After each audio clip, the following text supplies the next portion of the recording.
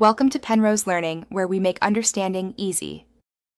You'll start in Settings on your iPhone 16 Pro Max. Tap your name at the top to access Apple ID details. Once there, verify the account email and that this device shows as trusted so verification codes will arrive. Tap Password and Security to initiate a password change. This is the first actionable step.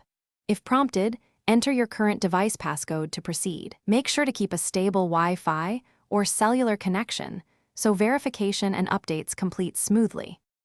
Once you tap Change Password, you'll be asked for your device passcode to confirm it's you. After that, Apple will send a verification code to a trusted device or phone number. Enter that code when prompted. Now type a new password that meets Apple's requirements, at least 8 characters, a mix of letters, numbers, and symbols, and avoid common words.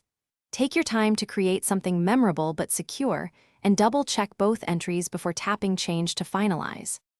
After changing the password, you'll be signed out across other devices and services. Sign back in using the new password for iCloud, App Store, and FaceTime so everything syncs. Make sure to update saved passwords in your password manager and any third-party apps.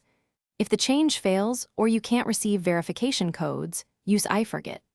Apple, COM or account recovery, start that from a trusted device and follow recovery steps. 1. Troubleshooting.